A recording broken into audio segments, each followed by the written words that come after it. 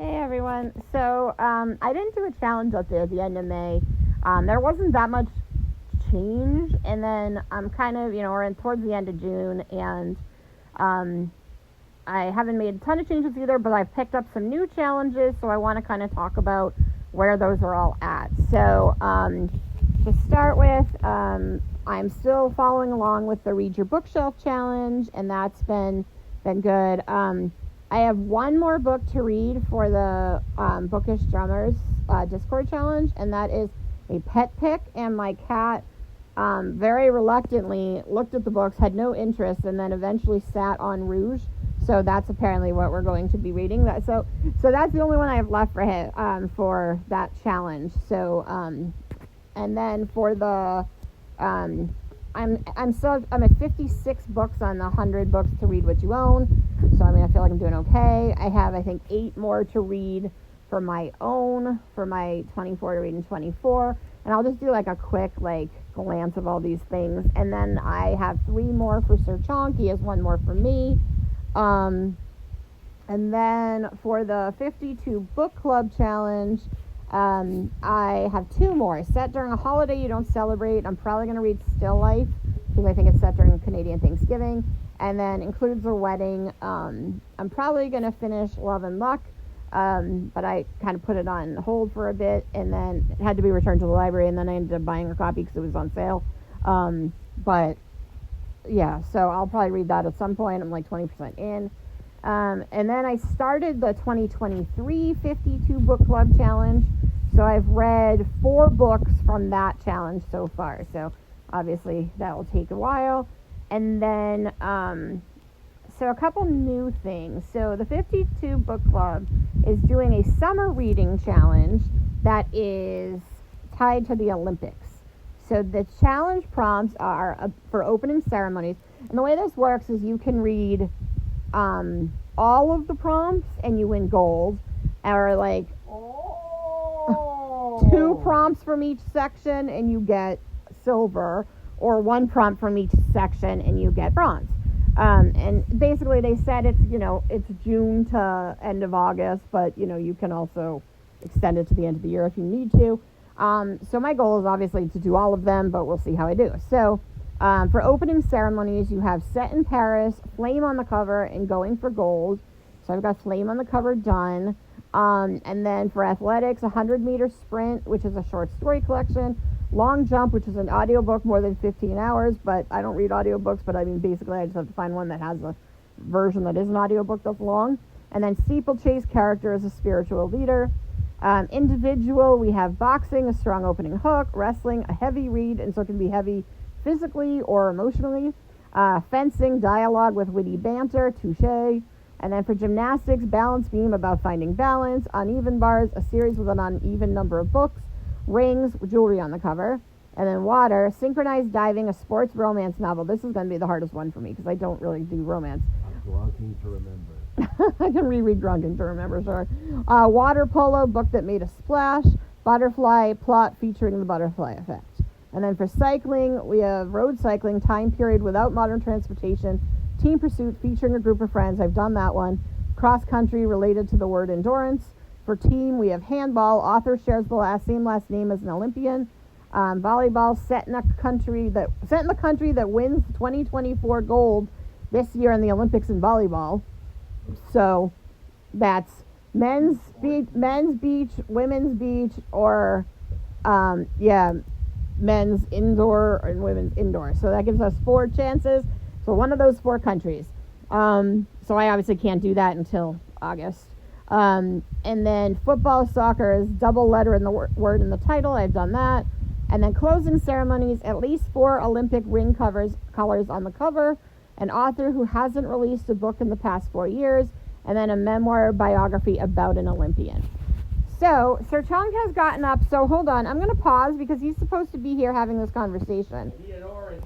Okay, he's going to go get an orange. So I'll fill you in while he gets an orange. So we decided we were going to do this summer reading challenge just to kind of have some fun. He doesn't do challenges or readathons, and I don't get it because he's all about stats and competition and checklists, and he likes that kind of stuff. So we're trying, like, for ourselves, basically a summer challenge, which will start technically July 1st, but we can start now, which is like mid-June. And then we are, so we're going to do the summer reading challenge. And then I also created like future ones for fall, winter, and spring for myself. And then he can join in if he wants to. So what we did is we found 100 prompts, and then we grabbed 100-sided die and essentially rolled it to come up with. And we came up with 18 because our cat rolled the die first, and he rolled an 18. And since he rolled an 18, we decided that's the number, that will be the number of books for these challenges. So we're doing 18 books over 3 months, so it's 6 books a month, so that's totally reasonable, in any order or whatever.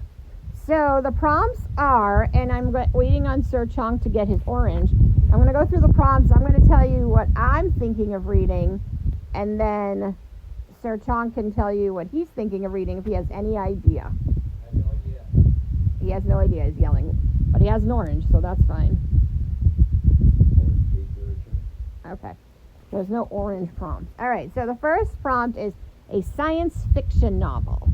So I'm going to probably do Martian Chronicles because I'm reading that as part of the book club anyway.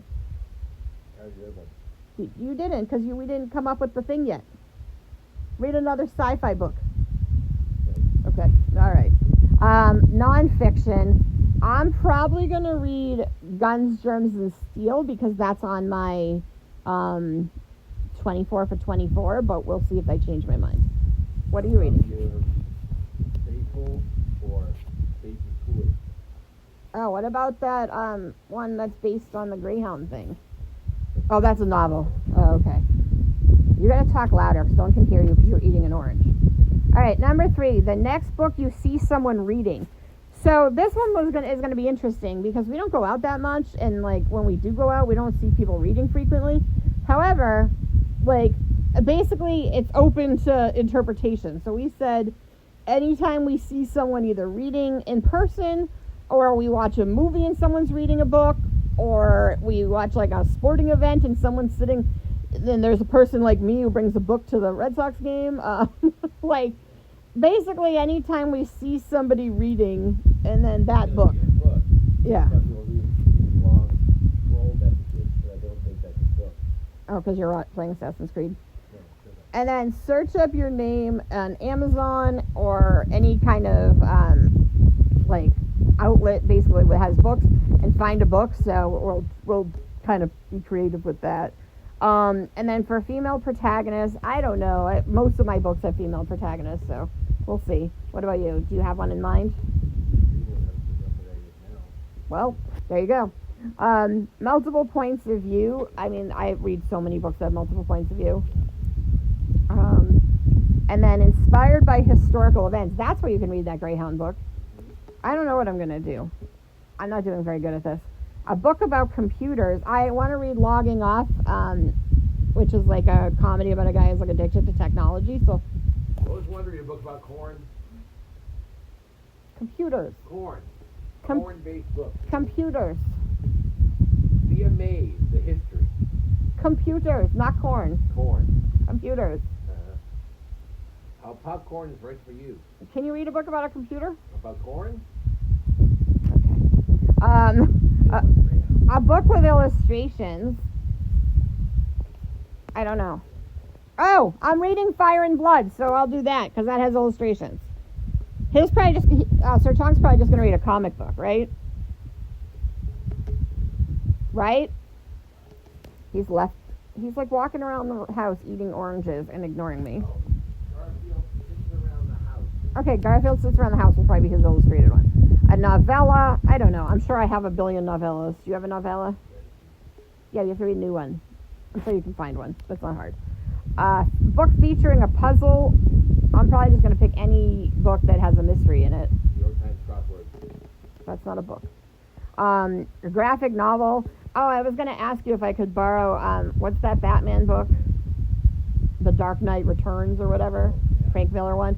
I'll probably try to read that, or I'll borrow like Pulp or something from you. Okay. All right, and then for start the longest series on your TBR. I don't have a lot of series. We both realize we don't have a lot of series on our TBR. So you decided you're going to read an Endless Quest book because you have already started that, but you're going to just read one because you have a lot on there. Or Temeraire. And then I'm going to read something from Agatha Christie. Even though I've read some of her books, I don't think I've ever... Well, I have read a couple of Hercule Poirot, but... a protagonist who's at least 50. I'm reading the next Thursday Murder Club. I don't know what Sir Chung's reading because he has yet again left the room. Sir Chung has ADHD, if you were not aware. He won't admit it, but he clearly does. I hear him sighing. He's sighing in the other room. Yeah, Citrus-tacular. What book are you going to read with a protagonist over 50? Anything Stephen King has written. Yeah, anything new that he's written. They're all old as hell. I don't know. There's a lot of books for old people. Maybe that Gwendy book. No, it's Gwendy's young. Oh, damn. Although maybe not in the book 3. Oh, you know what? I think she's old as hell by book 3. Oh, good. And she's a chick. Oh, there you go. you can't check two off at the same time. Yeah. No, you can't. Published in the 1800s. I might read Count of Monte Cristo if I can fit that into my life. Oh, I have to read Moby Dick. I'll probably read that. Probably in the 1800s. There you go. Inspired by an element, and so it's supposed to be air, fire, water, or whatever. Or we said you could do you can read the first Cobalt Man. Or we could do like a periodic table element. So I'm not sure what I'm going to do. What are you thinking? Something to do with magnesium. Or manganese. Well, I bought the second book by Sarah Gruen, who wrote Water for Elephants. And I was like, oh, this sounds good. And it has water in the title. It was like the edge of the water or something. And then as I read the summary, I realized I'd already read that book. So I own it, but I've already read it. A rainbow cover, I don't know, I'll just pick something that's colorful. Do you know any books that have a colorful cover off the top of your head? Rainbow Dragon. You gonna reread that? Oh, okay. And then a horror novel. Well, that'll be hard to pick one. Yeah, I'll never know. It's like all we read. So they're pretty open, and so we'll see how we do with these. We'll come back and tell you. I'll get done too. He'll read 18 because I will not. he likes stats. And as he starts going through the checklist, he'll start being like, I got to get my list done. So anyway, that's some news. I don't know. We have to come back and do our wrap up of like me for June, which only is like 6 books probably, and his for March through June. I So don't read. well, it's the end of the school year. You don't have time. All right, so we'll be back. Bye. Whoa.